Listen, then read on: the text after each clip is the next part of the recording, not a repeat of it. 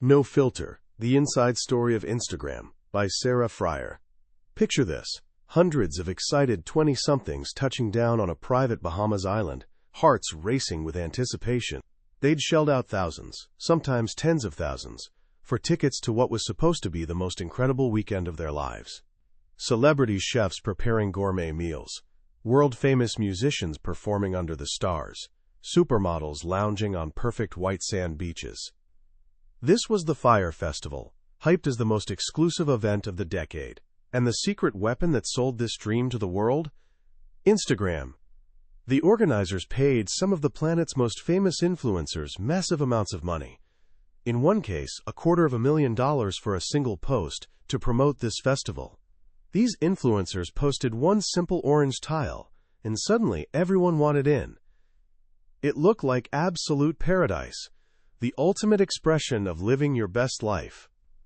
But when those hopeful festival goers stepped off their planes, reality hit hard.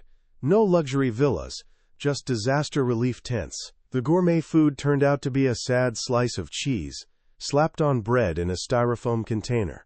Every musical act had bailed. Total chaos. A complete fraud, built entirely on gorgeous pictures.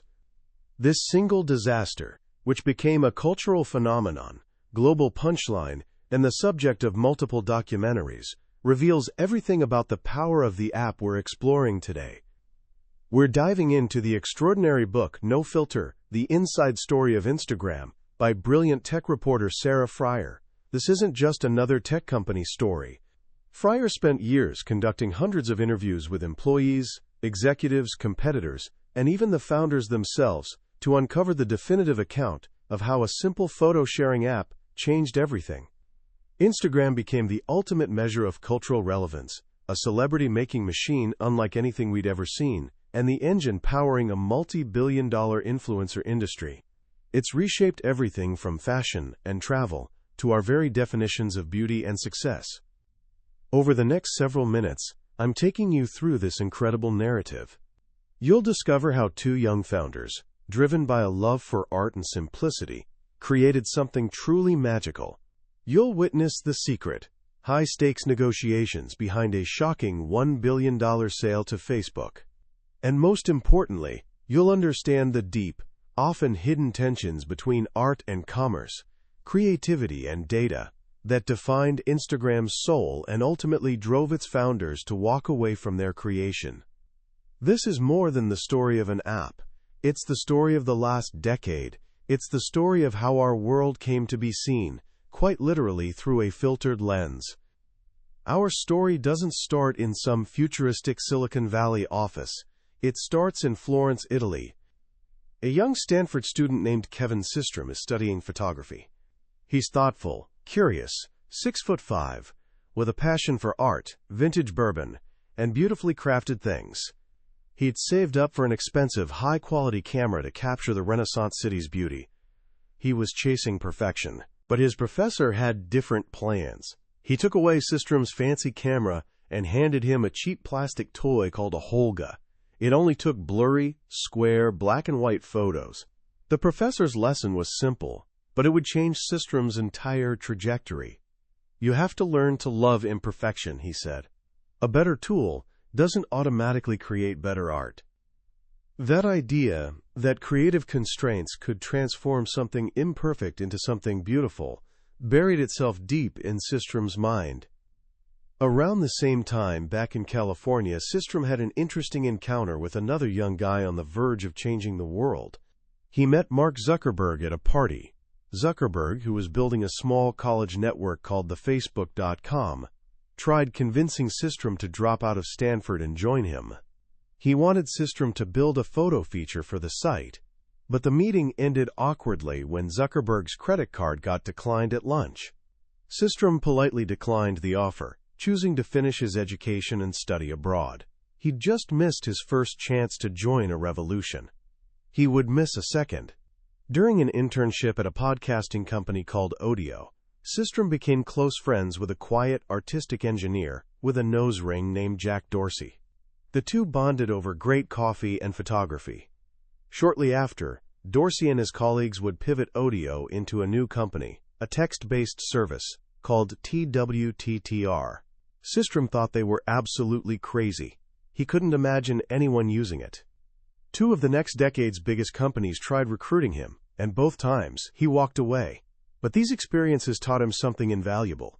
From the outside, Silicon Valley seemed run by geniuses. From the inside, he saw everyone was just figuring it out as they went. After graduating, Systrom took safe jobs at Google and then a small travel startup, but nights and weekends found him tinkering. This was the dawn of the iPhone era, and a new gold rush was on: mobile apps. Systrom built a clunky mobile website called Bourbon, named after his favorite whiskey. It was a location-based check-in app, kind of like Foursquare, where you could share where you were going. It also had a photo feature, but it was so complicated you had to email your picture in for it to post. Interesting idea, but it tried doing too many things at once. He managed to raise $500,000 from investors, but with one condition: he needed a co-founder.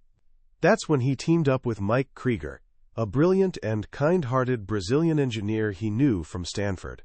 Krieger was the perfect partner: level-headed, deeply skilled, and universally liked. Where Systrom could seem intense or even pretentious, Krieger was the smiling, calming presence.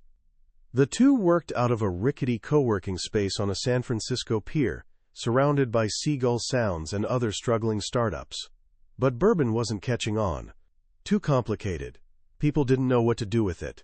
One day, feeling defeated, they sat down in front of a whiteboard. They decided to do something radical. Focus on just one thing. What was the one feature people actually liked about Bourbon? It wasn't the check-ins or virtual prizes. It was the photos. Systrom had a vision. He saw a future where everyone would have a camera in their pocket, but those phone cameras took terrible, blurry, poorly lit pictures. This was the problem they'd solve. They identified 3 key issues. Phone pictures were ugly, they took forever to load on slow networks, and sharing them across different social networks was annoying. They decided to build a simple iPhone-only app solving these 3 problems. Photos would be square, a creative constraint, just like Systrom's professor in Florence had given him. And instead of building a friend network from scratch, they'd be a friendly partner to the giants, letting users easily share photos to Facebook and Twitter. Brilliant move. Instead of competing, they'd piggyback on existing communities. But one piece was still missing. While vacationing in Mexico with his girlfriend Nicole, she told him she probably wouldn't use his new app. Her photos just weren't good enough. Systrom explained that their friends posting nice photos were all using separate filter apps to make them look better.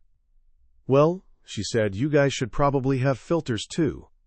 Lightning bolt moment. Systrom realized she was absolutely right. He stayed up that night, sitting on a lounge chair with a beer, and coded the very first Instagram filter. He called it X Pro 2. He tested it on a photo of a stray dog near a taco stand, with his girlfriend's foot in the corner. That photo, taken July 16, 2010, was the first ever post on the app that would become Instagram. They called it Instagram, combining instant and telegram to convey speed and communication. They didn't invent photo filters, and they didn't invent social networks. But they combined these ideas with obsessive focus on simplicity, speed, and feel. Liking a photo was as easy as a double tap. The app loaded faster than anything else. And, most importantly, it made your imperfect life look like art. They picked their first users carefully, courting designers and photographers with large Twitter followings who would set the right artistic tone. Their most important early evangelist was their old friend Jack Dorsey. Dorsey loved the app so much he started posting his photos to his 1.6 million Twitter followers, telling the world it was his favorite new thing. When Instagram launched publicly on October 6, 2010, it immediately went viral. #1 in the App Store. They got 25,000 users on day 1. A week later, 100,000. Krieger, the engineering genius, basically didn't sleep, constantly carrying his laptop to bars, restaurants, even movie theaters to keep their single server from crashing under the unexpected load. Within months, they passed 2 million users. They were the talk of Silicon Valley. But with buzz comes competition, and with competition comes the attention of giants. Jack Dorsey, seeing how powerful Instagram was becoming, tried convincing Twitter to buy the small company. But his co-founder, E.V. Williams, dismissed the idea. He thought Instagram was frivolous, just for people taking artsy pictures of their lattes. He didn't think it would ever be big. Another massive miscalculation. The other giant, Facebook, was watching much more closely. In early 2012, Systrom was raising a new funding round that would value Instagram at a stunning $500 million. Just as the papers were about to be signed, his phone rang. It was Mark Zuckerberg. "I've thought about it, and I want to buy your company," Zuckerberg said, getting straight to the point. "I'll give you double whatever you're raising your round at. $1 billion. For a tiny company with just 13 employees and zero revenue. What followed was one of Silicon Valley's most secretive and dramatic negotiations. It happened over a single Easter weekend, almost entirely at Zuckerberg's Palo Alto house. Systrom initially asked for $2 billion, but Zuckerberg negotiated him down. During the talks, Zuckerberg, who had a phase where he'd only eat meat from animals he'd killed himself, grilled up a mystery meat slab, maybe boar, maybe venison, for his guests. At one point, his mop-like Hungarian sheepdog Beast even lunged at Facebook's deals director. Zuckerberg was playing chess while everyone else played checkers. He knew Systrom was close with Jack Dorsey at Twitter. He insisted the deal be done in a single weekend to prevent Twitter from making a counteroffer. But Zuckerberg also knew what Systrom truly valued, perhaps more than money. Twitter wanted to absorb Instagram and make Systrom a product manager. Zuckerberg made a different, more powerful promise: independence. "We're committed to building and growing Instagram independently," he'd write in his public announcement. He told Systrom he'd let them run Instagram like a separate company, with him acting more like a board member than a boss. It was an offer Systrom couldn't refuse. Late Sunday night, in Zuckerberg's living room, he signed the contract. The deal shocked the world. No one had ever paid that much for a mobile app before. The next morning, Instagram's 13 employees were called into an 8 a.m. meeting. They were terrified they were about to be fired or the company was shutting down. Instead, Systrom announced the news. Facebook had bought them for $1 billion. The reaction was a mix of gasps, tears, and stunned laughter. For some, it was a dream come true. For others, particularly those from a company Facebook had previously acquired and shut down, it felt like a nightmare. They thought, anyone but Facebook. The promise of independence was about to be put to the ultimate test. The Instagram team moved onto Facebook's sprawling Menlo Park campus, a place employees called a college campus, with free gourmet food, arcades, and a sweet shop. Right in the middle of it all, the word hack was painted on the ground in letters so large they could be seen from airplanes. It was complete culture shock.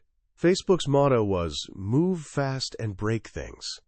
It was a place driven by data, growth metrics, and a relentless, almost religious obsession with connecting the world, which meant getting as many people as possible to use Facebook as often as possible. Instagram, on the other hand, was built on craft, simplicity, and a, quote, community-first ethos. They made decisions based on feel and taste, not just data. This clash was perfectly captured in a little incident that became legendary inside the company, known as, quote, Trash Can Gate. One day, Systrom noticed the Instagram office space was cluttered with personal trash cans at every desk, just like the rest of Facebook. He declared the trash cans had to go.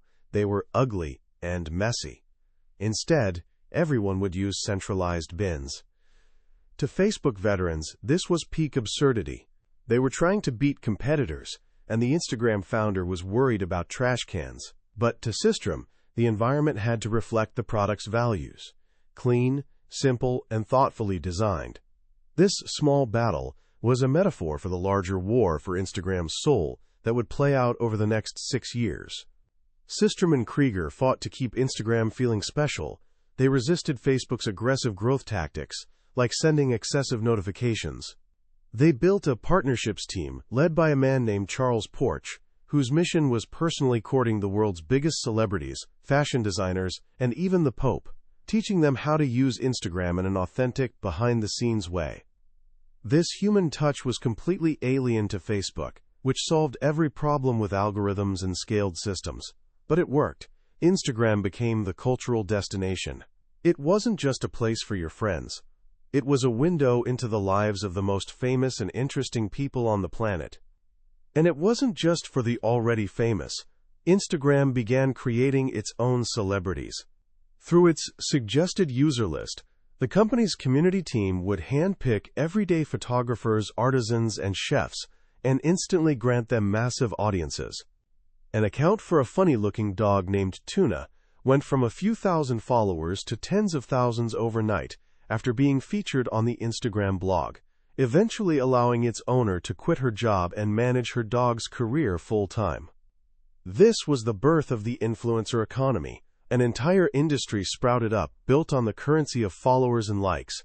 Brands realized it was more effective to pay a person with a loyal following to post about their product than to buy a traditional ad. The Kardashian-Jenner family, in particular, turned this into an art form, building a multi-billion-dollar empire by seamlessly blending their lives with sponsored products, making their followers feel like friends, not customers. Life itself was becoming a performance, curated for an audience. Restaurants started designing their food and lighting to be Instagrammable. Tourist destinations saw visitor numbers explode after being featured in popular posts. And a darker side emerged: the pressure to be perfect. This is where Instagram's greatest rival enters the story. While Instagram was becoming a museum of our best moments, a new app called Snapchat was taking over high schools. Created by brash young Stanford student Evan Spiegel, Snapchat was the anti-Instagram. Its core feature was that photos and videos disappeared. There were no likes, no public comments. It was for the silly, goofy, imperfect moments. The 99% of your life that wasn't beautiful enough for the Instagram feed. Inside Instagram, panic began setting in. They were conducting secret focus groups with teenagers, called Third Thursday Teens, and the feedback was alarming. Teens felt immense pressure on Instagram. They'd take dozens of selfies to find the perfect one, send it to a group chat for approval, and delete it if it didn't get enough likes. They were even creating second private accounts, called Finstas, fake Instagrams, where they could post their unpolished, real selves for a small group of friends. Instagram was becoming a job, and Snapchat was where you went to have fun. The data confirmed it. Snapchat was growing faster than Instagram, stealing the youth. A small group of employees inside Instagram began arguing they had to do something drastic. They had to copy Snapchat's most popular feature, Stories, a collection of photos and videos that disappeared after 24 hours. Systrom hated the idea. It felt like betraying everything Instagram stood for. Instagram was for high-quality, permanent moments. Instagram is not for half-eaten sandwiches. He'd tell his team. He believed copying was a sign of weakness. For months he refused.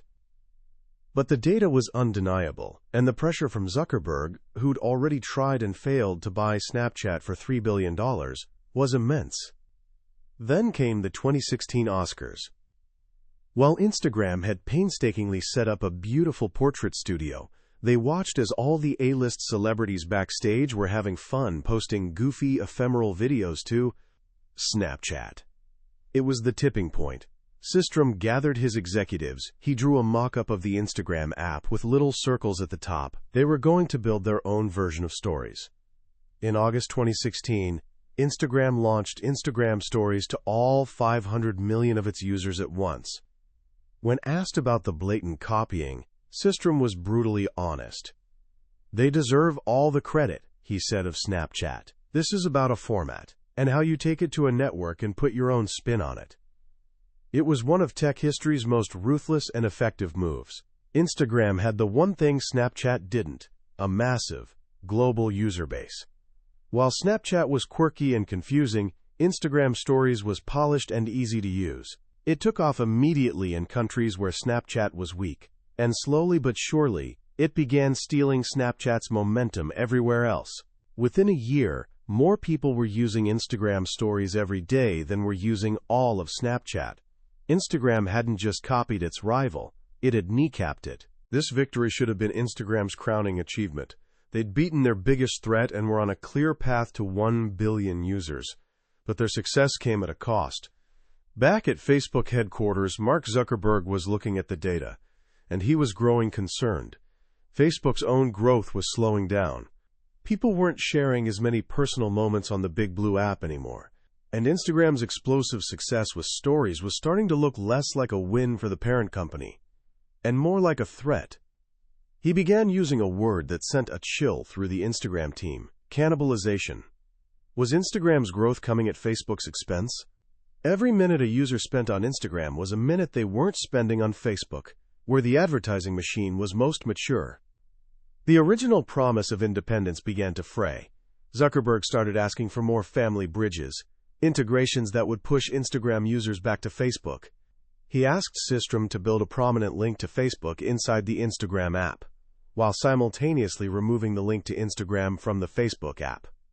It was a one-way street. Then Facebook's growth team turned off some of the key levers that had helped Instagram grow for years, like the feature that let new users easily find and follow their Facebook friends on Instagram. Overnight, Instagram's growth, for the first time in its history, slowed to a halt. It was a power play. Zuckerberg was showing them who was really in charge, proving that Instagram's success depended on Facebook's goodwill. To get their growth back, the Instagram team had to adopt the very same aggressive, spammy tactics they'd resisted for years. The final blow came during headcount negotiations. Despite Instagram being on track to hit 1 billion users and generating billions in revenue, Zuckerberg allocated a shockingly low number of new employees to the team.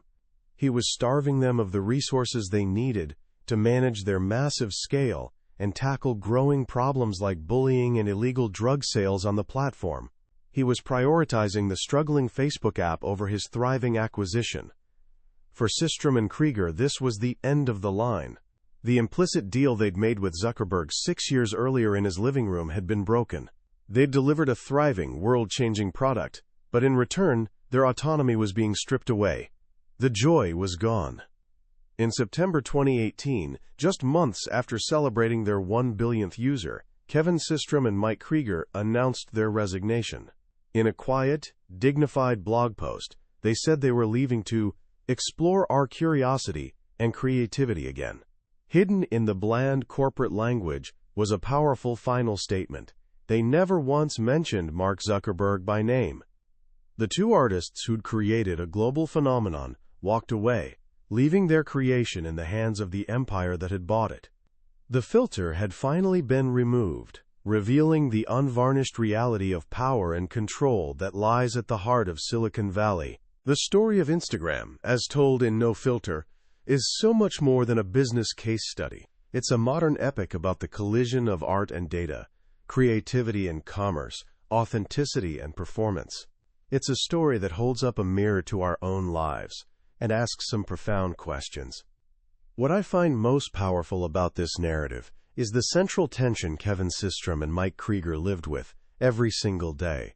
The fight to protect the feeling of something special against the relentless pressure to grow at all costs.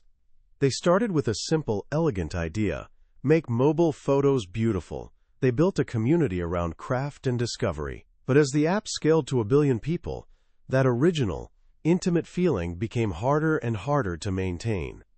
The world they created ended up being far more complex than they ever imagined. It became a place of immense opportunity, launching careers and entire industries. It gave a voice and platform to millions, but it also became a place of intense pressure, anxiety, and comparison, where our own lives can sometimes feel inadequate when viewed next to the polished highlight reels of others. The irony is that the founders themselves, especially Systrom, eventually felt the same pressure to perform that their users did. His own Instagram feed became less about spontaneous moments and more about a curated, public-facing brand. The departure of the founders marks the end of an era, not just for Instagram but for the Internet. It symbolizes the consolidation of power, where even the most successful and beloved products are ultimately in service to the goals of a handful of giant parent companies. Instagram won its battle against Snapchat, but in the end, it couldn't win the war for its own soul against Facebook. So what can we take away from this incredible story? How can we navigate the world that Instagram has built? I think it comes down to a few simple ideas. First, become a conscious curator of your own experience. The Instagram algorithm is designed to show you what it thinks you want to see, to keep you scrolling. But you have the power to choose. Actively follow accounts that teach you something, that inspire creativity, or that genuinely make you laugh. Unfollow the ones that make you feel like you're not enough. Treat your feed like a garden. You have to actively weed it to let the good things grow. Second, shift your focus from consumption to creation. The app was born from a desire to make and share art. Use it for that. Take a photo of something you find beautiful, not because you think it'll get a lot of likes, but because you want to remember that moment of beauty. Use stories to share a goofy, imperfect moment with a few close friends. Reclaim the tool as an outlet for your own creativity, not just a scoreboard for your popularity. And finally, remember the title of the book, No Filter. The most important lesson is to apply this idea to our own lives. Be aware of the filters, both digital and mental, that shape our perception of reality. Understand that what you see online is a curated performance, not the full story. The real, messy, imperfect, and beautiful moments of life often happen when the phone is down. Seek those out. Cherish them. They don't need a like button to be valuable. That was a summary of No Filter, The Inside Story of Instagram by Sarah Fryer. We've touched on the major beats of this incredible story today, but a summary is like looking at a single, beautiful photograph of a vast and complex landscape. The real power is in the journey itself. The book is filled with so many more details, anecdotes, and human moments that truly bring this story to life. If you've been intrigued by the rise of this app and its impact on our culture, I can't recommend picking up a copy enough. Reading it is an experience that will fundamentally change how you see that little icon on your phone screen. A link to the book is in the description below. Also, if you've found this journey valuable and want to explore more of the incredible books that have shaped our world, please take a moment to like this video and subscribe to the channel. It lets me know these deep dives are helpful, and it ensures you won't miss our next exploration into another life-changing book. Let's keep learning and growing together.